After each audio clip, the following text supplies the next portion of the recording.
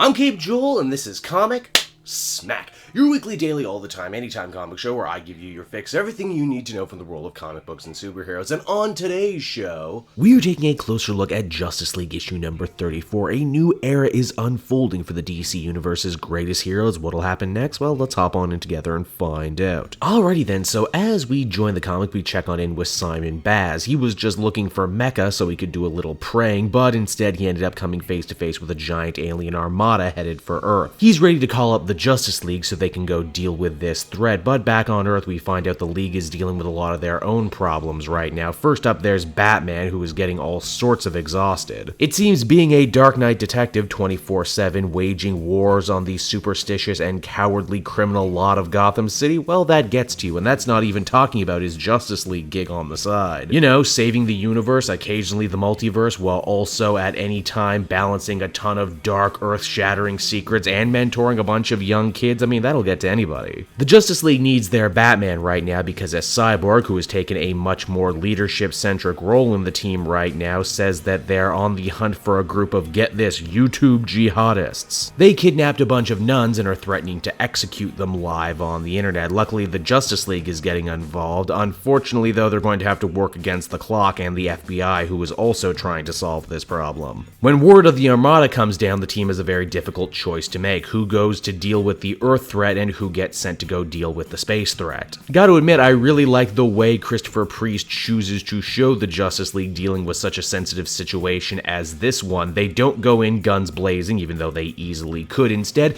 they decide to play it cool and easy and dress up in fun costumes. Aquaman is a bus driver and Wonder Woman is a mail woman. Now, if you're anything like me, chances are you've seen a story like this a million times before, and you're pretty sure you know exactly how it's going to end. The Justice League is going to breeze on in and everything's going to be fine, only that's not what happens. Wonder Woman breaches the door and deals with the hostage takers, but the FBI is also there. They shoot first, ask questions later, and end up blowing one of the nuns' oxygen tanks. In the confusion, the poor lady ends up catching a dagger to the back and dying. Whoa, that's a dark turn. Where was Batman during all of this?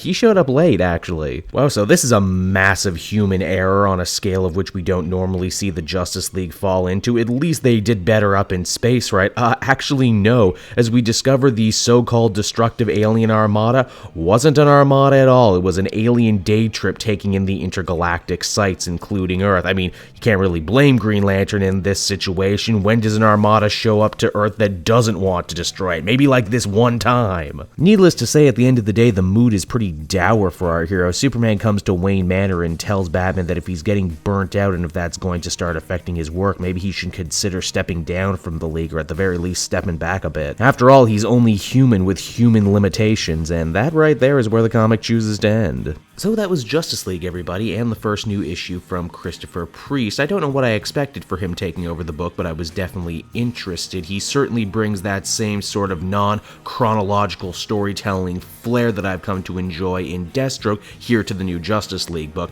Not 100% sure if it's a great fit just yet, but time will tell. It was also a pretty bold, but I must admit quite needed choice after Brian Hitch dealt with such huge Earth-ending types of storylines to really bring the Justice League super down to earth. But more than that, to actually show them fail on a pretty huge scale and really reveal their humanity. I can already tell this sort of interpretation isn't going to be for everybody, but it's definitely piqued my interest. Gotta take a hat off to Wood's art too. It's absolutely beautiful. Great fit for Justice League. Overall, I think I'd feel comfortable giving this one a 7.5 out of 10. Takes a little bit to get started, but once it does, I enjoyed what I was ultimately left with. So that's Justice League, everybody. I hope you enjoyed it, and as always, want to check out some of these other videos. Then you can follow me on Twitter at CapeJoel, so you always know what new videos are coming out next. And hey, if you like what I do and are feeling in a supportive mood, please check out my Patreon page down in the description. Patrons get exclusive access to videos and content before anyone else, and they can do so for as little as $1 a month. And until next time, everyone, this has been Cape Joel. Thank you so much for watching, and I'll see you all again later. Bye-bye.